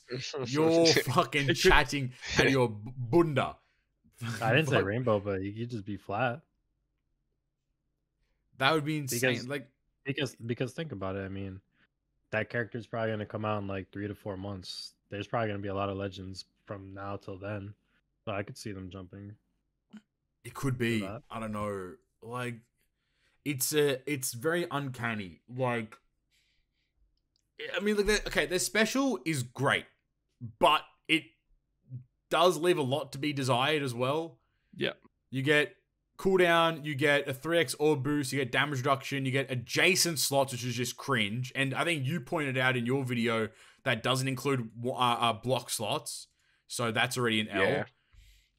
Applies increased damage taken, that's great. And then if you have an orb and percent damage reduction status, when you launch the special, it extends attack, orb, and chain. So somebody else is doing an attack and a chain boost in some regard. So, like, that part of the special just seems odd. I think like pre-show we were talking like how are you like effectively meant to use the unit special and then the unit's dual form special as well. Those two things seem a bit weird. How do you even use a dual form? We don't know yet. We literally don't know yet. Mechanic, right? That's what we're saying. Like, if there's no mechanic that allows them to fully charge their special in their dual form, then this unit's just immediately bad. Unless like they have like double special or some shit. Yeah, like, I think Riolan like messaged me. He's like, "What if like Oden and Toki like charge the special to max of one unit? Like, so then in that regard, like you could have them in the crew, pop Yamato and Luffy, and then use Oden, and then and then put them on Luffy Yamato, so then in the following turn, you could get the, like, extra orb boost and the extra increased damage taken and so on and so on. The other thing that people are saying is, like, what if in their, like, super swap, it allows them to combine to the dual unit for one turn? And then you could use their special. Fuck? Yeah, it's weird shit. I mean, I hope it's not the Oden thing, because that would be ass, because that would mean if you don't have him, you're fucked. Yeah, yeah. Yeah, I feel like that's going to be the case though, no? Because the base special without being in the dual form, like, actually isn't that good, to be honest. It's pretty bad. Like, I don't get why they're such pussy boys about full board of orbs on these really good characters. Well, like, maybe their Switch could do orb change. They better, because, like, I'm going to have Jason slots fucking recovery. Fuck off. That's the thing as well, is that the special itself doesn't even change block slots. That's huge. That's such a big problem. It's like, so dumb. So I feel like the Switch has to maybe, like, shuffles all slots, including block, into, like, recovery, tandem, strength decks, which they make matching as a captain. Which they make matching. Like, I guess, like, they do make 4 slots matching in their captain ability. Like, cool. Yeah. But, like, at the same time, I still think it's a problem. Like, that these, for some reason, they're like, oh, we're going to make these characters bad by not giving them orb manip, like, effectively. Like, no, go all out. Like, make them fucking busted as shit. Like, doesn't make any sense. You know what else is cringe? What's up? 8-turn super swap. Yikes. Yeah. Yeah. As soon as you're not, assuming they have, like, the Kaido crew shit, like, as soon as they're not, like, captain anymore, never swap with that character. It's done. It's fucking done. 8 turns, like, they're gonna be so good for Kazuna. Like, that's about it, though. I don't know. Like, I think that this unit still has high potential to be, like, one of the, like, probably the best in the game. Purely just, like, numbers, like, 6x is just so much. And they actually pair up really well with versus Yamato. Like, incredibly well with versus Yamato. With her, like, attack boost for % damage reduction type beat, plus, like, orb manip and all that, and, like, the attack boost and stuff, too. So they kind of go hand in hand, like, really well.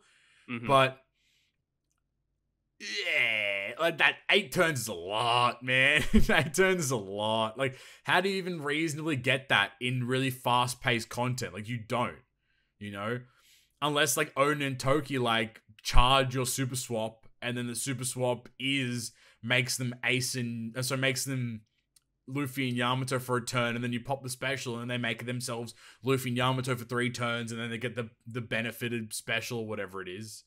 Like, those are like a Grand Voyage strat where you skip the turn or some shit, and then you have to, like, close the game and reopen it. And please no. I don't know. Like, we don't know. Go. Sorry. I was gonna say, also worth mentioning, when you do the dual form special, it goes up to 3.25 boost, right? The orb boost. Yeah.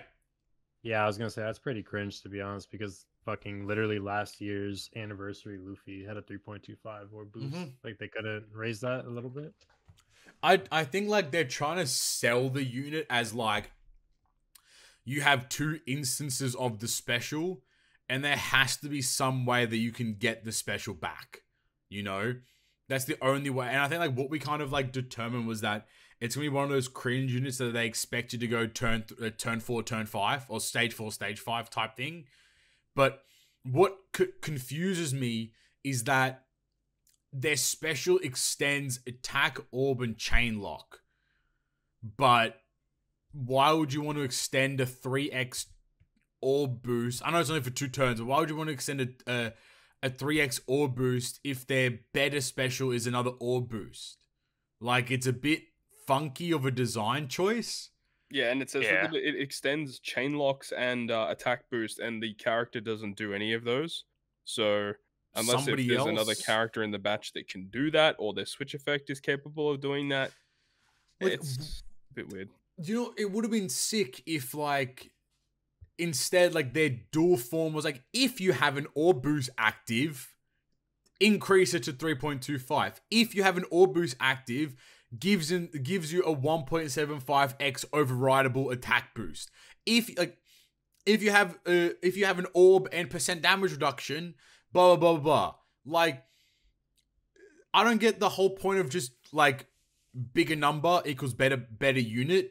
Like, just make it like more unique, because then I could like finagle it and be like, oh well, I can bring that Luffy that has a 3.25 orb boost in the very start, and then pop this person, and then increase the orb boost and blah blah blah. Like, you know, having it just be raw, like better orb boost, better increased damage taken, so on and so forth, doesn't really do it for me right now. I still think the unit is broken purely because their captain ability is so busted, but this unit's like end goal will heavily be dependent on what the final tap is. Do they have Sugo Rush? What their swap is, and also like what their Pirate Rumble kit will be. That's a big proponent of it that I think is super important. They'll have GP as well. Exactly. Like, will their GP be absolutely cracked? Like, probably. So like, what's the plan in those regards there? So that's it. More half stats. It's time. I'm down. You know what? Fuck it, I'm down. Make a better Roger and let me use it. Hell yeah, brother. Like, I'm down. Another free spirit character that can abuse fucking half stat. Lovely. Yeah. Well, actually, it would be interesting though, because in their dual form, they are confirmed to be free spirit striker, so they actually might get some more striker support for Rumble. Because striker needed any more bloody support. Oh, strikers in the last GP season were brutal. That's what I mean. So like, striker does not need any more support. And no, all the classes definitely do to some degree. So, I don't know. Like, Oden and Toki, how do you guys feel about Oden and Toki? Oh my god, what a terrible choice. Like, it's not a good anniversary choice. Like, I get it as a legend is fine, but I wouldn't have chosen it as an Annie legend. Yeah. Especially like an Annie exclusive. I think that was confirmed as well in the video, that they're going to be the anniversary exclusive character. Yeah, it looks as well. like it. So we know that they are quick free spirit slasher, and that they have a super swap, and that's all we know, really. So it's not a lot to go off of, but I don't know. It's really hard to gauge how good this is going to be. But if it is an anniversary exclusive character, it's probably going to be at least half decent, you would think. They've been kind of hit and miss with these Annie characters, like a lot of the time, you know? Like, waifus, goated. Then you had K-Dad, meh. Zoro, yeah. And then you had like Ace Sabo and Luffy, actually pretty decent. Like, and then now you have this Don, and you're like, I don't understand why it's Oden and Toki. I think that was the perfect opportunity to put a Momonosuke there if you wanted to. Oden and Toki makes no sense. And also, it's scaring everyone. He is there. Exactly. Will he be part of the unit? That's me fucked up if he is. Actually, you want to know what's crazy? Global Annie was better than Japan Annie so far. Whoa! Speak on that. Let's go. That's crazy. Speak on that. At least unit wise. Honestly, on the low ski, yeah, kind of. The hype around the baby Luffy and the Ace felt a lot better than the hype around this Luffy and Yamato. And like the units themselves are cracked, like as well. They're good. They're really good units. Ace at level 5 is really insane. Yeah. Yeah, I was gonna say, as far as the Kozuki family unit, like, it's kind of redundant because we already got the Toki family one, so it's like, I don't know. I feel like they just didn't need to make that. Which is why I feel like it's got to have some crazy cracked special for it to be worthwhile. Some mad utility type beat, the same way as the waifus were, with like that good like color affinity boost as well. I think they do give color affinity. I think that was. Yeah, that's what people are thinking. Yeah, people are saying that, at least have an idea that this unit will provide color affinity, which is like one of the least exciting buffs you can give But to a where character. where the fuck is the Rush Sugo stuff? That's my Right. question. You know, like, and I mean, with version 13.0, we had the file leak for the Enma the stuff. Enma, like, bro, I swear to God, if the Enma stuff was for this Oden and Toki unit, That'd be I'm hilarious. gonna lose my mind. It can't be. Oh shit! I didn't even think of that. I'm gonna It can't lose be. my mind. It Nah, could though. that'd You, be you crazy. never No know. way. What if the swap has to do with the Enma charging or some shit? And then Nah, like, it can't. Let's fucking Nah, go. there's no way. That's crazy. it's it's- young. It's like it's the young family as well. So he Yeah. had Enma. So I don't No. know, man. I feel like it's too wholesome of a character to worry about an Enma gauge. Nah, man. I think they're gonna fucking Nah, do he it. puts his wife behind him and says it's Emma time. It's Enma time, baby. And Enma is his side hoe. That's what I'm saying. It's his main bitch. That's different. It's, I don't know, like, if they actually do that, oh my days, I'm gonna like lose my mind if they, like, cause Nah. Zora in the bin at that point. It's just why I I'm gonna think that, like, throw up. they're just gonna do Yeah. more legends later on down the line. Like it's inevitable that we're gonna get Zora stuff and probably King as well. I feel like Sanji and Queen has to happen. It's just so annoying too because before the episode aired, they were like advertising the shit out of this fight it. Yep. with Sanji and Queen, and we're like, oh, this is gonna be a good setup for the anniversary, and then they just don't show up. Do you, okay, like, speaking on more legends, how do we feel? Like, I know we've joked about the film Red, like, release, but do we think that that's what they're gonna do? Because the time frame's also kind of aligned to how they did the film Red stuff. So Right, because we know that the treasure map for this month is actually pushed back to a later date. It's in Yeah. like in the it starts on like the 20th or like Yeah, a lot something like later. that. So yeah, it's a lot later. So it's a full week and a bit after Annie Sugo drops. So there is a good chance that like, oh, here's a different part to the Sugo and here's more characters. yeah, And we know the after party is starting on the 9th of June. yeah, So that's also, a week and a bit past that TM Sugo. yeah. And we don't know when the Kizuna's supposed to happen. Probably in the after party would be my guess then at this point, because they'll probably like leave a lot of free time for PKA. That'd be my assumption. It's kind of weird because I don't know how they're going to structure it where like we have a late Blitz, TM baby! and a late Kizuna. Then what happens to the next month's treasure map? Is that also going to be pushed back? Like, Nah, I doubt it. It's just gonna be fucking like literally within 3 days after the after 'cause party or something like that. we do know that this whole campaign is supposed to end on the 24th of June. Yeah. Yeah, so I don't That's really crazy. understand what they're doing. I think because I believe the film Red stuff started August 9th. Then we Yeah. had so that was the first batch. And then the second batch was in the middle. And then the third batch was September 9th. So I have a feeling they're gonna do the exact same thing. Like you just like you just mentioned. They're gonna have Luffy and Oden. And they're gonna have maybe it would be Sanji and Queen. And then the after party, because it'll be a little bit more time, you'll have Zoro and King type 'Cause beat. The next anime episode that's about to air is actually just a filler episode. It's just like recapping the Zoro and King fight so Yeah. far. But the next episode that is supposed to come out that is not filler is the reveal of King's face. Well, then that would make sense, because then like I think that that's what they're gonna structure it as. They're gonna do what they've done now, like the main unit being Luffy and Yamato, and then Oden Toki, and then they're gonna do Sanji and Queen, so Blue Ifrit Sanji, and then Jabroni Queen, and they're gonna do fucking King of Hell Zolo, and then face reveal Hot Boy King as His like name the is Zolo. Yeah, he is, dude. He's like a samurai if you didn't know. And they're gonna do that. Like, I think that is kind of is the headcanon in my head. Like, is that a bad thing though? Like, again, 3 Super Sugo Fest back to back, because we have the foresight now, and people need to understand that, like, just don't pull on this banner. Like, I get it, it's boring. Well, there's and that it's too, but fun. then there's also like people want to wait for that guy too. So a lot of people are just gonna not pull this entire Annie, most likely. I would agree with people. I think if you're smart and you don't care about these units, you save your That's gems. crazy. You skip the Annie.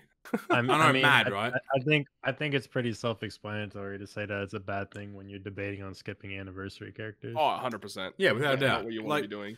I guess like my concern is, what if that guy is shit? I know like he shouldn't be and he won't be, but what if he is? What if everyone? That'd be crazy. What if everyone's been saving them up and then this Donnie's just a 5x fucking captain? He just like does some orb manip and hey, cool. He just looks cool, you know? Like, what if though? You know what I'm saying? Like, you don't know. That's the thing though, is that even if the character is bad, he's still going to sell. Without a doubt. But then like, I feel like people would be so unjustified in having saved for so long for the unit to be so poo-poo. Like, that's where. So yeah, go. That's why you live in the moment. You gotta play now. That's what I'm saying. You gotta figure it out now. So I think like my strategy, for this anniversary. For people, like not for me, because I'm just gonna pull on part 1 because I just want to have fun. You know, it's gonna be fun to do that. Yeah. Would be to just wait until we get more news. Just wait. Don't pull on part 1. Don't pull for these units until we know what's gonna happen further. If we're getting towards the end, if we're getting towards the expiry, because this banner expires the 25th of June, like JST. So you have the entire period of time to pull for these units. You're not time locked at all. So if you were smart and you weren't sure on what you wanted to do, wait until like towards the end of June when the after party banner's out, maybe the other banners are out, and then this banner is also out, and then make your judgment call on what you want to do. Don't just pull on day dot and go from there. Like, it doesn't make any sense to do that. Obviously, we're speaking, and this video will be released a couple of days after anniversary, like, drops. So if you pulled and you regret it, respectfully fucking hold that, because you're stupid for doing it. Like, but you should only be pulling on this banner if you want to, if you just want to have fun, or if you just, like, don't care about what's going on anyway. But if you want to be efficient with your gems, either don't pull on the 9th Annie banners until we know what everything is, or just don't pull at all. Those are my 2 depictions of strategy in terms of how to approach 9th Annie. I don't know, man. Like I agree with that. Like, that sucks ass, man. It's like everybody's gonna be playing with all the Annie units, and you gotta wait till like fucking July to pull. like that's crazy. It's not my fault. It's not you want to fucking min-max treasure cruise. That's what you gotta do. You gotta have no fun. That's what min-maxing treasure cruise is. It's not even like how it like used to be, where like you would have to wait like 3 or 4 days. Like, now we're talking like you gotta wait like 2 months. Like, that's crazy. That's it though. That's the problem. Like, that's what Trader Cruise has become. If you want to min-max TC, you have to be patient. But that's the problem in this universe. Flame society lacks patience. You know, everyone just wants to have the new shiny toy and then they throw it to the side and pick up the next one. It's the Woody meme. Like, that's the problem, you know? Like, it sucks. It's not fun. It's boring. You're gonna see your friends, like, pulling, and you're gonna watch Todd and me and Stump pull, and we're like, we're gonna fucking, you know, get shafted probably, or get good pulls, and everyone's like, oh my god, I want to pull now too. It's like, no. Be strong. Don't pull. It'd be crazy, like, if someone like didn't pull on part 1 and like they waited like 2 or 3 weeks for part 2, it's like, and it's not even like Sanji or nobody, it's like it's just Momonosuke solo legend. Like Momonosuke. That'd be so cringe. That'd be so cringe. That'd be crazy. Like, people were saying that like Momo might even just be the TM character at this point. Bro, Momo being a TM character would be so funny. That would be so funny if he's brought down to a free-to-play unit. That would be fucking hilarious, dude. At least make him the Kazuna 5+, man. They should have made Yamato the free-to-play unit. Totally. I agree, 100%. Yeah. 100% agree. But yeah, like, that's the unfortunate reality. Like, if you want to min-max Treasure Cruise, you have to just not pull. You know? Like, and I think that I'm pulling. I already know I'm gonna pull on part 1. I don't care. I'm gonna have fun. You know, that's my MO. You know, I'm playing Treasure Cruise with the mentality of like, if I'm gonna enjoy myself, then I'm just gonna do it. Like, you know, if I don't want to, I don't have to. Type beat. So you like, would have saved a fair amount of gems. I've got 1,600 now stored, and I have gem mails as well. 220 odd gem mails. Yeah, that's So a decent amount. Should be maybe should be just shy of like 3,000 gems. Oh yeah, and like if you count for all the gems we're getting for like exactly. on any day, and yeah, it's a lot. So I'll be about 3,000 gems, which would be sick. But like even then, it's like that's great because if I get like Luffy and hypothetically Oden and Toki is poo poo, right? Like if I get Luffy and Yamato in like 10 multis, see you later. Fucking I'm out. I don't care. Like, you know, I'll save my gems until fucking Legend Momonosuke comes out or some shit. Like it doesn't. I think that people need to be intelligent and just spend their gems where they deem it will be the most enjoyable. If that is pulling on the part 1 Annie, then do that by all means. You know, like no one is stopping you.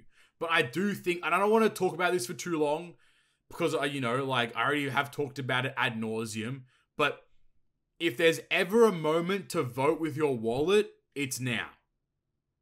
You know, that's true. If you really are upset, if you really hate the game, if you don't like the direction of the units they've chosen or whatever it is, now is the time to not spend any money on Anniversary, and that sends a message to a company. Because at the end of the day, Bandai is a company, OPTC is an item, is a product in their portfolio. If that product is not turning over revenue, then things have to be done in order to generate revenue. Obviously, that could turn into them fucking ending the game, but that could be a positive for a lot of people as well, including me. So, like, I'm not going to talk about it for any longer than that, but I just think that's what people have to be smart and do that. I was going to say, I agree with that, but, like, the average Treasure Cruise player that spends like a few $100s compared to the people that spend like fucking thousands of dollars on every game. I know. That's like those people, even if they don't do anything, it's not gonna do nothing, unfortunately. But I think that's the, like, you know, not to be an asshole, but like that's the wrong mentality, as in my opinion. It is, but it's true though. It is. No, I agree. I agree. Part. I just think the people, the crazy whales are the people that would need to stop, but they won't. But the thing is, like, because, like, for example, like I'm gonna pull. I know Todd's gonna pull. We've all said we're gonna do it. So like, I'm not like, if I spend money on the Anniversary, like that's my own choice and volition. But I think that there are, like, from the outcry of people on Twitter and in the YouTube comments and blah blah blah, those are the dons, because there's like Todd's video got like 17,000 views, right? I guarantee you 80% of those people are fucking punching the air crying about Anniversary. But you know for a fact those 10, 15,000 people are all going to spend money. But if they all don't spend money, you say $100 per person, I understand that it's not a lot in terms of revenue, but what's that? 15 times by 100, it's 1.5 mil, right? Like, that's a big portion of money if those people don't spend anything in the game. Like, okay, you have the Rizzies of the world that are going to probably drop like couple G's, right? But if every person that is very upset about what's going on does not spend anything, the overall revenue because they're going to compare this to previous Anniversaries. That's their big contention point, right? And I think, like, especially like if we can send a message from Global's perspective, that's what you need to do. I say we, but it doesn't include me. It includes those that, if you're upset, don't spend. Don't be a mindless sheep that follows and watches, you know, Stump's stream and he pulls the unit. You're like, I'm going to do the same, but I don't have any gems, so I'm going to buy gems and do it. You're upset, don't spend. I think that's going to do that's going to have the biggest impact. I agree, Flame.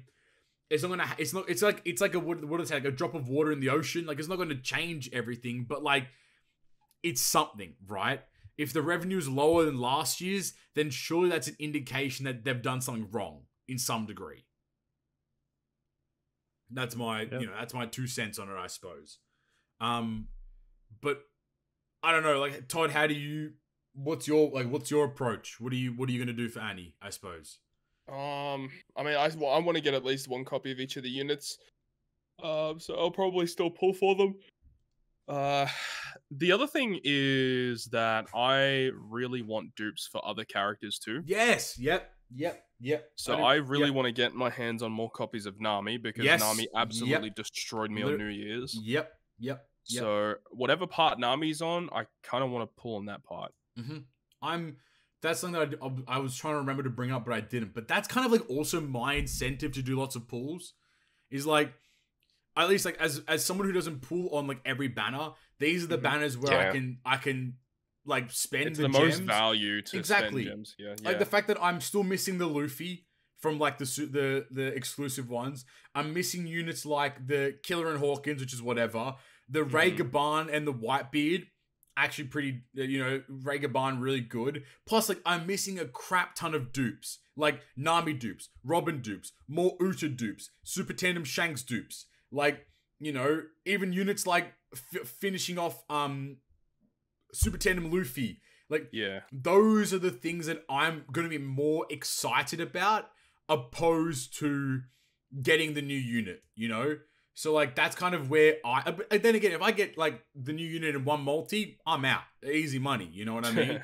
But, like, I guess I'm more excited about having the opportunity to pull either characters I'm missing, rare recruits I'm missing, or, like, duplicates of legends that are going to benefit me. That's kind of where, like, even things like Roger and Whitebeard, man, like, getting them, like level limit break increased, like, they're so valuable for Pirate Rumble.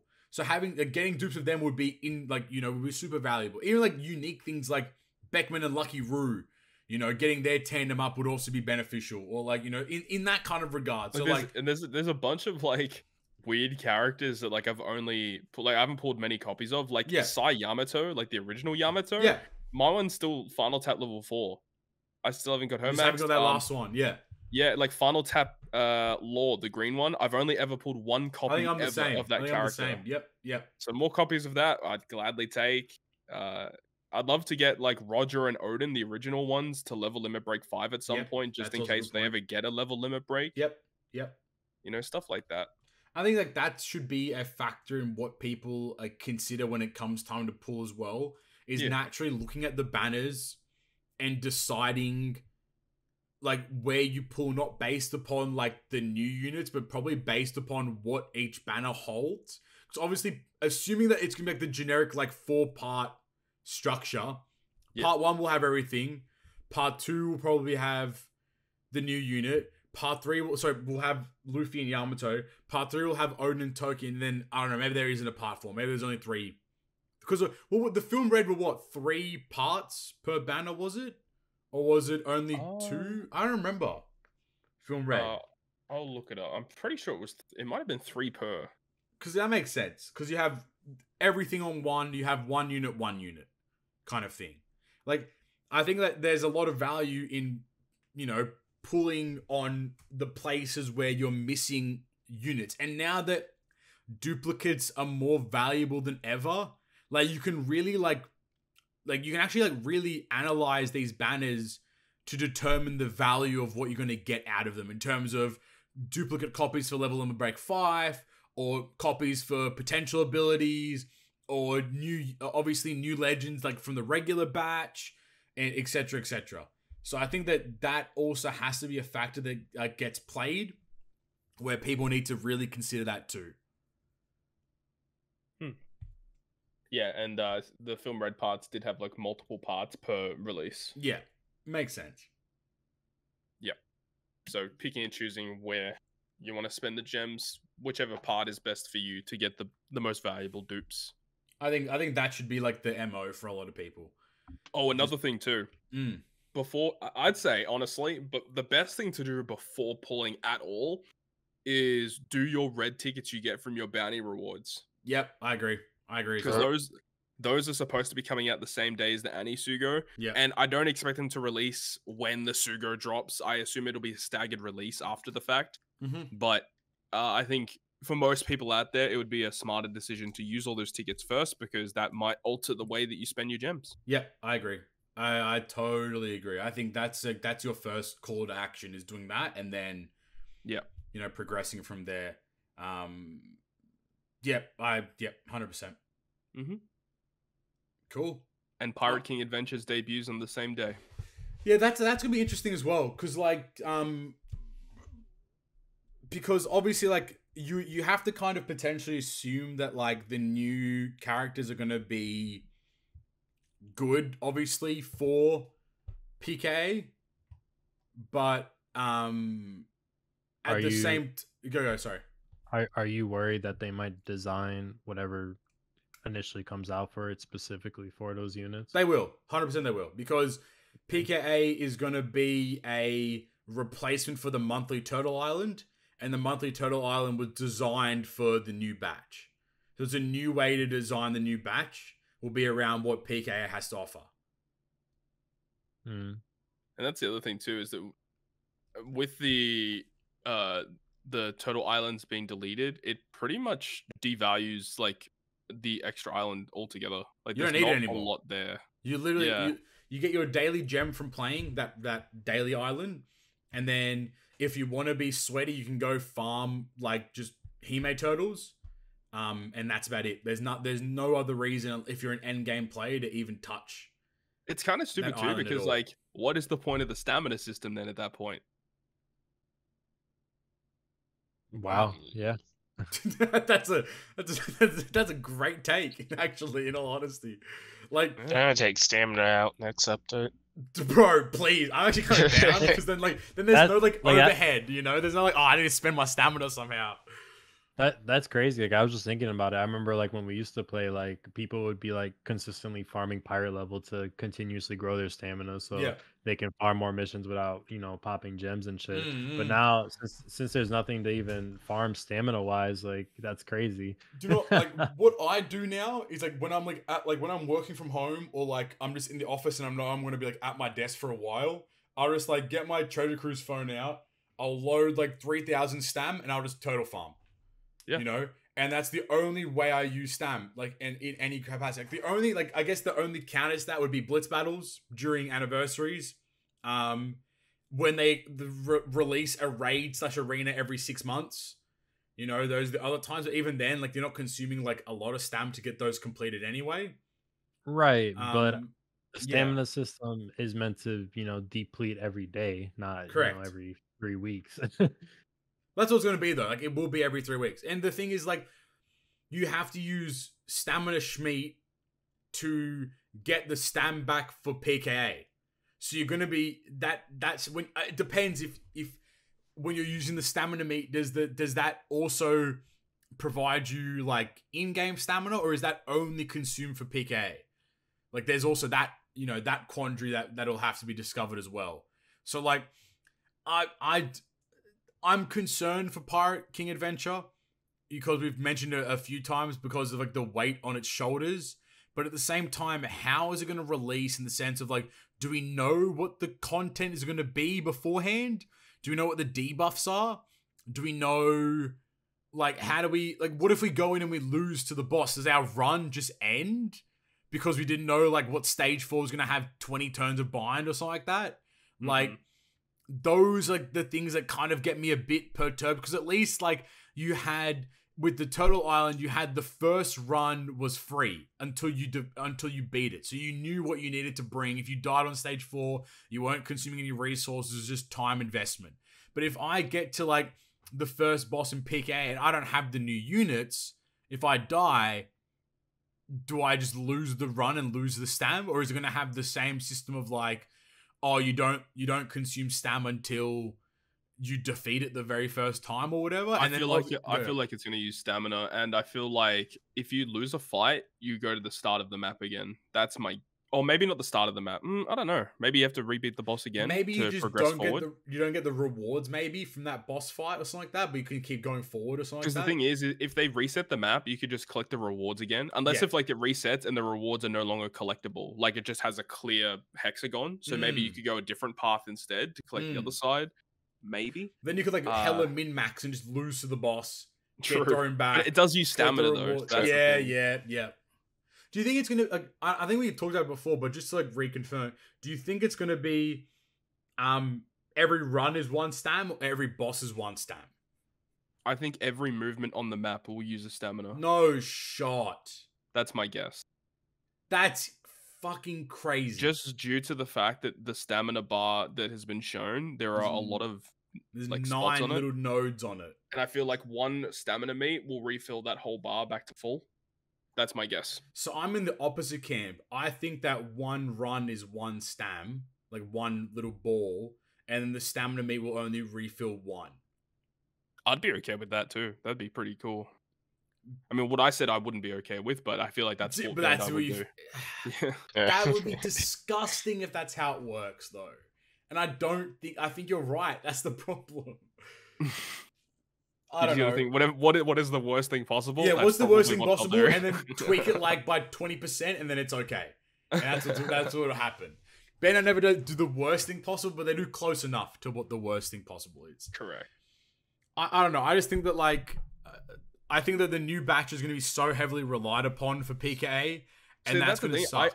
I disagree with that. I think PKA is going to be one of those game modes where you can literally use anything, and as long as you are fulfilling the requirement to beat the content, like maybe it'll be like, you have to use a quick team, and then, okay, I need special reverse resistance. I need to deal with special bind. I need to deal with despair or whatever.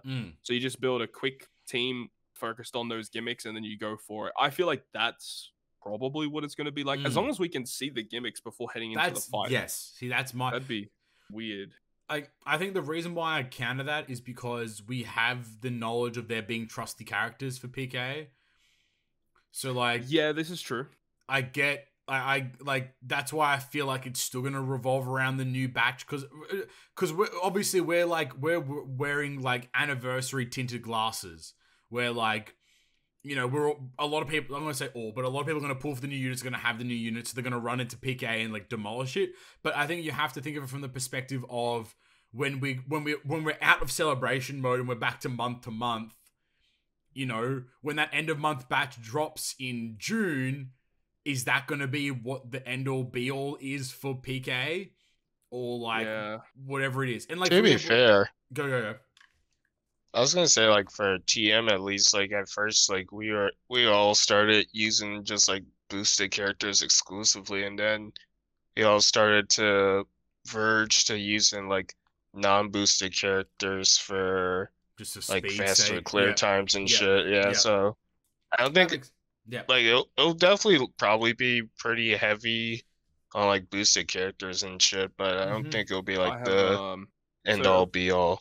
About the trusty characters, and that could be a bad thing overall. But what if it ends up being that trusty characters, the only thing they do is they just give you additional rewards for using them, more tickets to use that. That shop what if it doesn't actually help you clear the content, but if you go out of your way to use those characters, you just get more rewards for doing so? I think that would be better. That would be best case scenario, because I feel like all you're losing out on is just more tickets. But to be fair, in that shop, there's not a lot of incredible things now. I feel like they got to do what they can to make it so that the game helps newer and beginner returning players play the game. And if they make trusty characters, quote unquote, required to beat bosses, then that would not be the way to go. No, I agree. I think that it's a tough situation, because this is the new... Well, it's kind of like Kizuna, right? You don't need the bosses, the boosters to beat the content, but if you use them, you get more out of it. Correct. I think the tough part is the balance of it, because at the end of the day, this is the new daily content. This is the new thing that you're meant to play every single day and grind every single day and blah blah blah. So there needs, and I to be fair, I like the design of having regular content and then Pirate Rumble involved in everything, and then having the options to level up the buddy thing, and then getting the rewards and benefits, and you can min max by leveling up Nami and getting more treasure choices, so you can get more turtles or cola out of the run. I like that there seems to be decision making, and I do hope that it's randomized to some degree, so my run is not the same as your run. Maybe the bosses are in the same place, but the nodes are different, which then then it means because then obviously people are gonna min max the shit out of it. It's gonna get really and you boring. Can you take this path to get the most rewards or the best outcome. Yeah. So I hope it's kind of randomized to some degree, but I doubt it would be. Yeah, let's be real. It's Bandai we're talking about. Even though it would not be hard to randomize it, but that's just me saying that. Yeah. So yeah, I think that all in all, I guess we should just wrap it up, with ninth Annie stuff, at least from what we know. And obviously, again, to just reiterate a final time, we are recording this 2 days out from anniversary, including today. We are recording it the day after we received all the information from the Twitter stuff, so the 5-minute video and the 1-minute video, and we are assuming that after we finish filming, we will get more news. So that's just the preface of everything. And I think we've decided that we're going to record another Annie video as our next podcast episode. Episode 92 will be our summarization of anniversary at that particular point so far as well. So that's just prefacing that. But final thoughts on Annie as far as we know. Oh, jeez. I guess it's hard to say completely without seeing every piece of information because we don't have all the information currently. Yeah. But from initial looks, disappointing. Flame, Knight, from an outside perspective. L. Also, I don't know if you guys talked about this earlier, but we talked about Honkai. We talked about Honkai without you. I'm sorry. No. Oh man. Nah, in the video that they showed, the 5-minute video on the global thing, like the banners and stuff, like it just like it looked like there was nothing. It was like that Luffy event. There is nothing. There literally and is it was like it was like 2 other things. It was like the Sugo Fest and like, oh yeah, we're giving gems. Like where the hell is the content? 174 gems, bro. 100. Whoa, dude, so many gems. Yeah, fucking 3 multis. Gems. 3.5 multis. That's L. To be fair, that announcement of all those gems doesn't include the quiz rewards of the 55 gems. So and the 10 4 gems. multis. Woo! Oh, you said 3 multis, right? So we do 1 on each banner. Hey, there we go. That's the strat. That's actually the strat. There you go. There you go. Pull part 1 on each of the releases of Annie with the gems, and then save your gems for what comes next. That's it. Knight, final thoughts? It's underwhelming. I think I think like that and disconnected are the two things that I think are my final thoughts in that kind of regard. You know, and I think that from there it's we'll have to wait and see. That's just all it is. So yeah. All right. With that being said, from everyone's favorite section, aka the actual show itself, it is in other news. Ooh, there's not a lot. There's the comeback campaign. Cool. If you're coming back to the game, you get some free stuff. Wow, awesome, nice. And then the other thing is the medal exchange. Medal exchange fucking sucks, man. It is so bad. Doing? It's so bad. And they've just ruined a really good piece of content and just made it really just shite, you know? But you have Kid and Sasaki at 600. You have literally every level limit break character at 400. So King Queen, V3 Blackbeard, V3 Zorojiro, Komurasaki, Jack, Shiki, V2 Doflamingo, Sugar, Sabo, Neko, Fuji. Characters that we've seen in the past for 150 medals are 400 medals now. Like, and they specifically said that they were doing it because of level limit break. So why the fuck are you charging 400 medals for them? Yeah, it's a good question. It's way too much. Really good question. And then you have some other shitters, and then you have all the previous anniversary special characters are for 100 medals, which hopefully makes it seem that they're not pullable on the actual banner. So I don't know if that's a good thing or a bad thing either. So like, yeah, we'll see. World Clash units are still there, which is great. They're going to stay there forever, it seems. And same as the World Journey units, and same as those random powerful support effect rare recruits. So I think that's the positive of that regard. But that's all in other news. From in other news to the shout outs. Well, hey, you know, as per usual, if you've enjoyed today's episode, make sure you go down there, hit the like button, hit the subscribe button. And what are we commenting today, Flame? Crackers. down below in the comment section. All right. We'll ignore that part. No.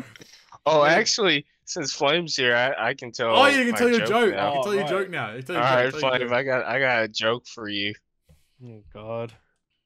What does a DJ name its son? Eric. Yeah, there we go. Oh, he knew. He knew. I know that one. Oh man. Sorry, buddy. Man even said it with the stank as well. You know what I'm saying? So he knew. Yeah, if you want to support the show for more jokes like that, you can hit the join button as well. There's a bunch of different tiers. You get the episodes early. It helps us out a lot. And I want to give a shout out to our GGB producers of The Lord Cheryl and Alexander Wisniewski, our perfect member of Brian Keeson McDermott, our great members of CS Wins, My Drunken Monkey, and Kentucky Bonji, and our good members of Ryan O'Leary, Stump, Red Halo, Dr. Erection, and Wankerfella. Thank you guys for the continued support. We do greatly appreciate it. From everyone's favorite section into the shout outs into everyone's actual favorite, it is the Q&A. Hey, it's time. As per usual, if you have any questions, you can send them through to us on Twitter at GGP Podcast or via our YouTube community tab. Starting with the first question from Obsidian_Steed. He asks, what are your top 3 underrated devil fruits that doesn't get enough praise? Top 3 underrated devil Or just fruits? like what underrated devil fruits you think, I suppose. Damn. Capone's. Actually, facts though. Capone's is actually a shout. Yeah, Capone's devil fruit's pretty busted, I think. I think Shinobu's is pretty cool. Yeah. Get a lot Yeah. of shout. Yeah. I would agree. Not a bad shout. Senior Pink. On the low? On the low? Yeah, actually, in all honesty. That man's swimming in the walls. Hey! Yo! My days, bud. Alright, good. Good shout. Love those. Next question from the Lord Shiro. I mean, Alvida's is kind of cool. That's just like, you can slide on the floors and stuff for free. Okay. That's kind of cool. Let's leave it there. Without socks. Let's leave that there. She slides on a lot of other things. Hey, bro! Whoa! What the? Why is it always the Q&A that just gets fucking stupid like that, man? Next question from the Lord Shiro. To those of you who are getting hashtag Tears of the Kingdom, any ideas for cool stuff to build? You're gonna build me a gacha game inside the Jesus Kingdom. Yikes. Jesus Christ. So that we don't have to worry about Treasure Cruise no more. He's in too deep. He's in too deep. Someone needs to help him. I haven't really looked too much into the game, so I don't really understand his question, so I'll leave it at that. I'm getting it though. Build a snowman. Okay. Love that for you. I want to build a helicopter. Helicopter. All right, next question. Kentucky Bonji, they ask, how are you guys doing? Hope you're having a great time and excited about 9th Anni. So my question is, you're all stranded in a desert island and you can only choose one devil fruit to escape. Which one is it? You can't choose Kuzans or kids. How are you going to use it and how are you going to escape? The island has food, water, rocks, and rope. You have 24 hours to escape. Good luck. We all have a knife. All right, break it down. Break it down, Broseph. Fucking Kuma, bro. Just send yourself flying. That's it. GG. I win. Yep. All right, done. I just pull up his fucking Marco's fruit and just fly away. I don't fucking know. I mean, yeah, it's also one. Yeah. I gotta heal myself. Cool one. Here you go. Go for it. What's the... Use Mr. Five's fruit to just blow yourself away. What? Yikes. Bro! Hey, get off the island. Yeah, no, we're leaving you on the island. Yeah, you're stuck. Yeah, literally any bird, devil fruit, anything that flies, that one is insta win. It's a dub. Buffalo! Oh yeah, buffalo. Let's go. There we go. Fucking, I'll get baby 5 and make myself into a battleship. Let's go. Swim away. Some shit like that. Oh, there you go. Easy, easy. Another problem solved by the gang. Next question from Dr. Erection. He says, "Hey everyone, to those among you who have been playing Honkai Star Rail, what is your opinion on it? Personally, I love it. It hooked me immediately like Genshin did, but I can already tell that I'll love it more than Genshin. Flame, this is your moment to shine. Give us your Honkai breakdown." I wasn't really a big fan of Genshin, but I've been really enjoying Star Rail. I think that it actually has a decent story, which is surprising for me to say because I always skip through every gacha game story I ever play. I'm kind of at the point though where like I've done everything. So I'm just kind of waiting for them to drop something, but it's a pretty good game. I'm very biased towards turn-based combat games, so that's one of the reasons I'm really enjoying it. And it also has kind of like end game-ish content where like you can like farm like an abyss type of thing, Right. and they have like this other thing. It's like a dungeon where you continually go through it. You get buffs and like you kind of do like different builds and stuff. Yeah. It's pretty cool. But as of right now, they need to drop something like in like the next week or so, or like I don't know what I'm gonna be doing. Well, I think But it's on the fun 17th so we've got far. the new banner coming out. Oh, already? Oh It's god. that Jing Yuan. Oh, okay. Yeah, I heard he's pretty good. Yeah, he's pretty insane. So that'll be coming. But yeah, you're right. Like we probably need like more content at the moment because the story mode's pretty short, to be honest. Yeah, and I think I don't obviously that's not the end of the story. That's there's what's more. up to now. Yeah. But yeah. As of right now it's really good. There you go. Nice, astute response. Love that. All right. Next question. Bro, I just got... So I'm at work, by the way, everyone. Just FYI. I took time off. And we just had an incident that I got a whole team just got called. And supposedly everything just fucking exploded. So that's going to be fun to come back to. Oh, no. So, look, I got to message my manager. He's like, you don't have to come to the call now, but we'll have to have a call about it later because everything is actually exploding. I'm like, okay, I'm gonna keep doing the podcast and just talk to you guys later. Next question from Bearpaw317. They ask, we got the news, Annie maybe like film red format, more to come later as noted in the second video.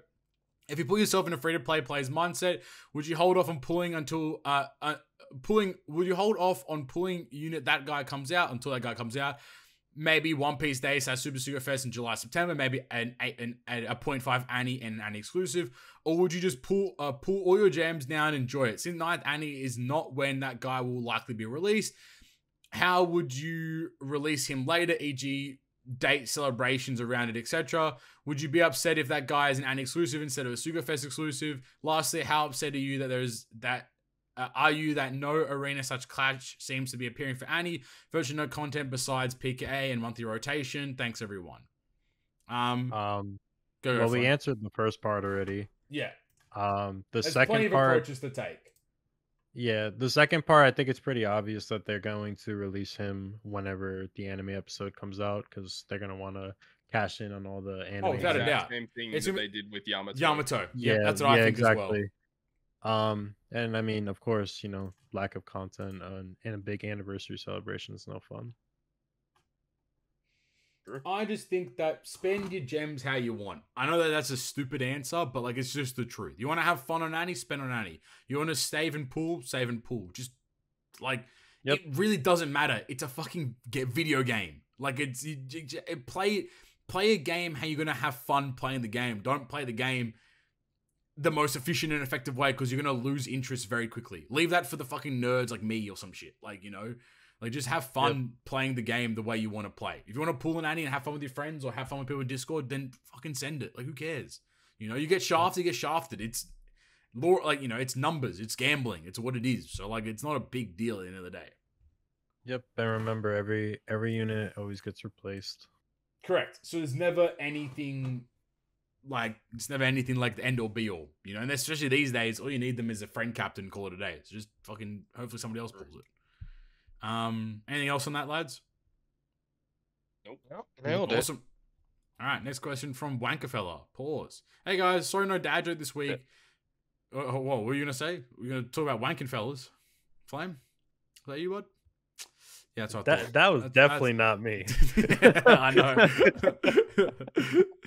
Hey guys, sorry, no dad joke this week. Just wondering if you guys have any updates to your situations with the ladies, or would Knight like to share on how he deals with his situations? You guys got me invested in your love life. It's better than watching Love Is Blind or Jerry Springer rip. Cheers. Any updates, Flame? Any TLDRs? I do, but we'll save that for our next one. We'll save that for the next therapy session.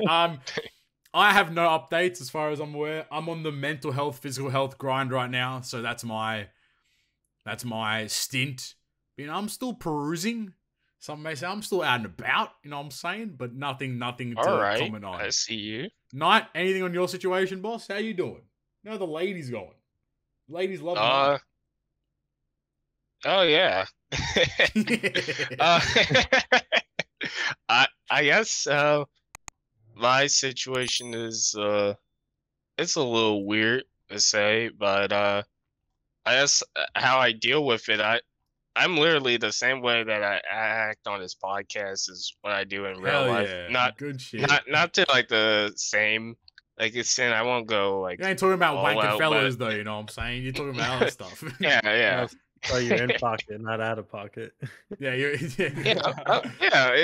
I'm in pocket, but I like poke a finger out just a little bit, like say. Yeah, man, you trying to get in her pocket, huh? Bro, okay, all right, nah, we're done. You two are fucking menaces. You're fucking absolute menaces. No Jesus shit. Christ. God damn. All right, hold on. Jesus, man. All right, final question from Cody, CS Wins. He says, hey, fellas, as always, thanks for the work that you do. With summer coming up, what would you say is one of your favorite things to do this time of year? For me, it's anything from campfires to playing softball. What are you guys thinking? Summer fucking sucks. In Australia, it fucking does. Oh, Australia. I personally love summer. It's my favorite season. I usually just like play like basketball and stuff. Yeah. Or you sweat? You sweating it up in summer? I like going out, doing some cookouts. Everyone chilling around, grilling some meat. Pause. Hey yo, are we invited to the cookout? That's what I'm saying. I'll bring food. Sure. I'll bring food to the cookout. Yeah. Let's fucking go. Love that. For me, it's good opportunity. I was just gonna say, in Australia for summer, we haven't got really. I mean, we got hanging out with people, but like we got the cricket that happens during the summer. Love that. For us, we love the cricket. Never forget. I went and watched the cricket when it was 38 degrees Celsius. Oh, bro, you would have died in the MCG as well, and the sun was just beaming on me, and I actually thought I was gonna die. Like I genuinely thought I probably burnt more calories just sitting there and sweating than I have ever doing anything else in my entire life. So like, yeah, no doubt. It's still good though. Fucking loved it. Sink a couple beers. Like, you know, it's a. I can play the crickets for you right now. Chirp, chirp, chirp. All right, anyway. Yeah, so for summer, usually we kind of like try our best to like maybe go on more like dinners and like go out a bit more, but you know, probably more of an opportunity to like actually travel a bit in terms of like just like going around Australia a bit more in summer is always kind of like an easier thing to do.